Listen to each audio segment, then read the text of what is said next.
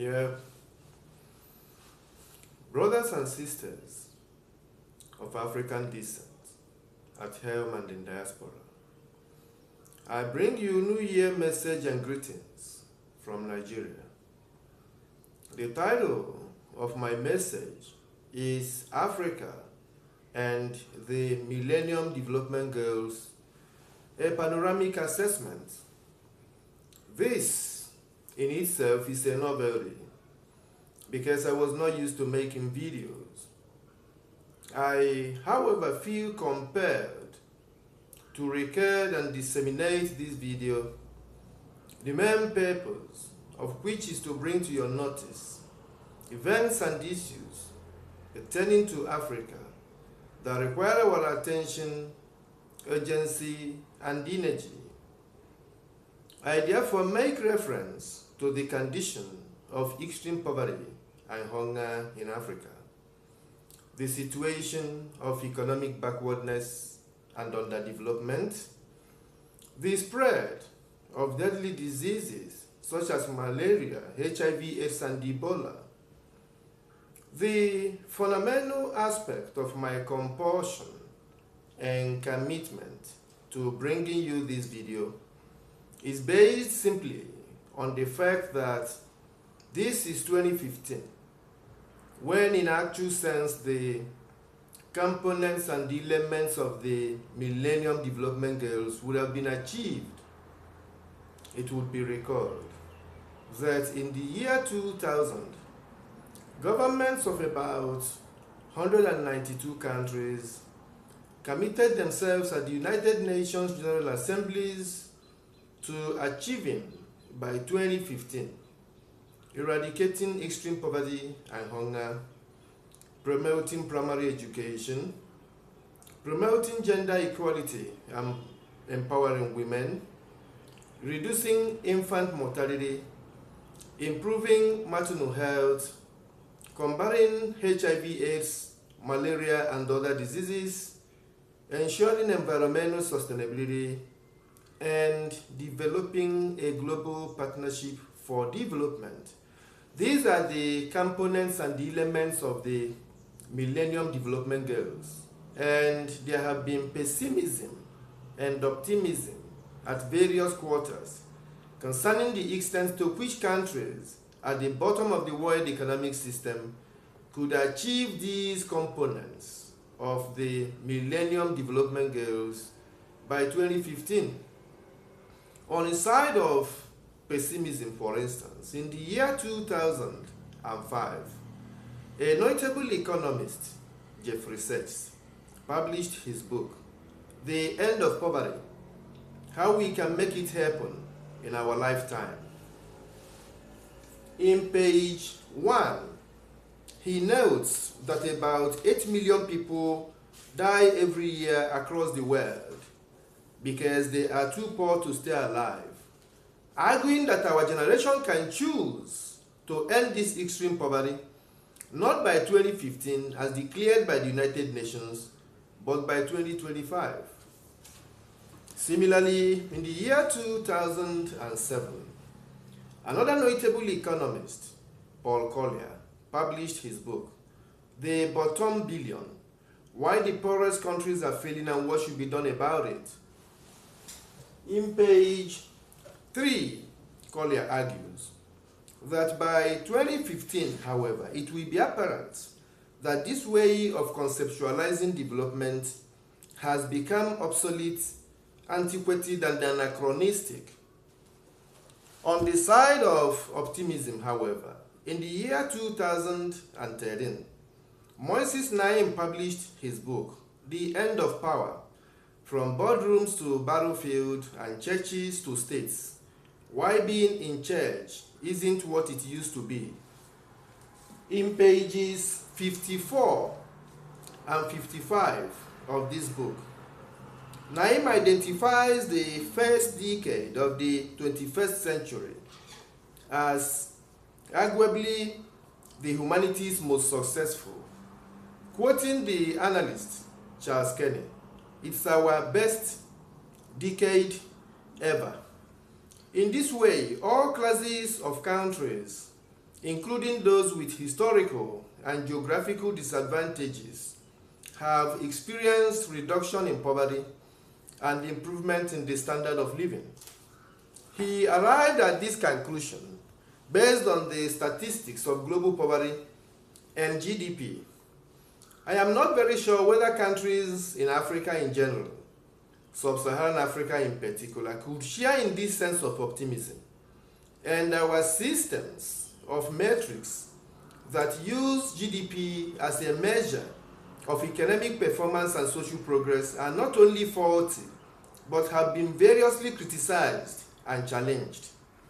For instance, in the year 2008, the President, the Republic of France, Nicolas Sarkozy, constituted a commission on the measurement of economic performance and social progress.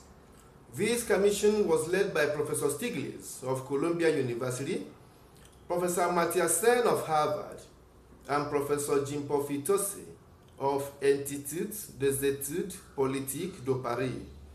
This commission submitted its reports in 2009, part of which was eventually published in 2010 under the heading, Mismeasuring Our Lives, Why GDP Doesn't Add Up.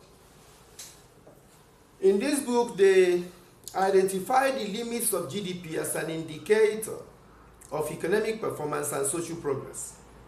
In page 11, they argue that there appears a widening gap between the information contained in the aggregate GDP data and what counts for a common man's well-being. In the foreword, the President, the Republic of France, Nicolas Sarkozy, writes in page XIV that our measuring systems make us reason on the basis of averages.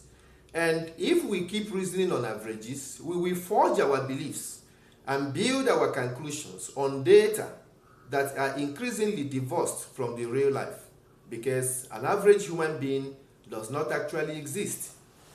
Brothers and sisters of African descent, the main thesis of this presentation is to demonstrate that the United Nations Millennium Declaration of 2000 has got to its terminal point of 2015 without actually achieving any meaningful impact upon the African continent.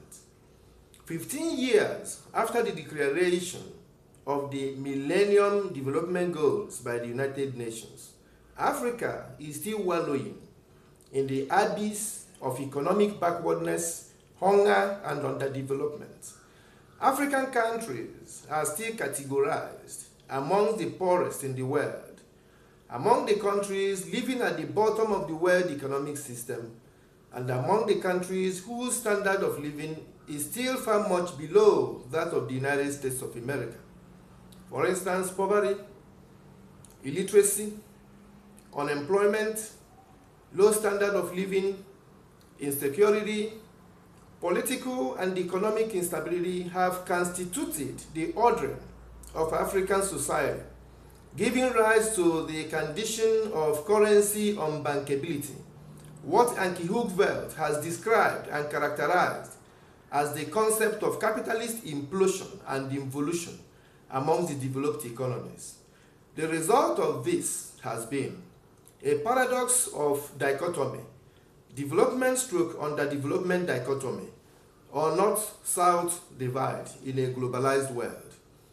These issues are important to us, and they deserve our attention in part because Africa is the helm of about 1.2 billion people on Earth, making about 18 to 20% of world's population.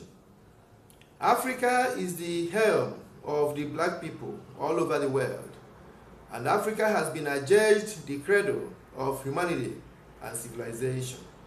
Evidence abounds in literature to buttress this proposition. For instance, in 1955, Cheikh Anta Diop published his book, The African Origin of Civilization, Myth or Reality.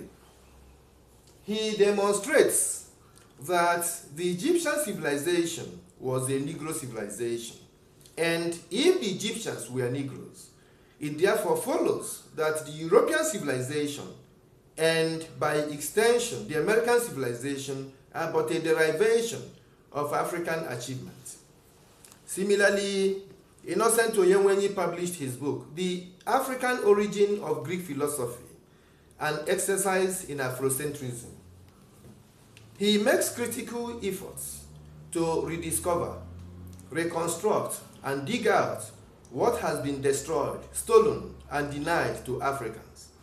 In pages 21 and 22, he argues that the real authors of Greek philosophy were not the Greeks, but the people of North Africa called the Egyptians, and therefore the praise and recognition given to Thales of Miletus, Socrates, Plato, Aristotle, and Pythagoras belong properly to the people of North Africa called the Egyptians, and by deduction to the people of Central Africa known as the Ethiopians. Again, in his book, Stolen Legacy, The Egyptian Origins of Western Philosophy, George James argues that the Greek philosophy was stolen and that the names of gods entered Greece from Egypt. Brothers and sisters of African descent, the questions before us are enormous. Why has the first become the last? Why has hitherto most important and most powerful civilization and power become the weakest? What factors are responsible for Africa's backwardness and underdevelopment? And how could African countries develop effective strategies in global politics? These are the critical questions yearning for urgent answers. Unfortunately, however, this video is not aimed at providing answers, but at raising questions. I thank you for making it to the end of this video. Peace.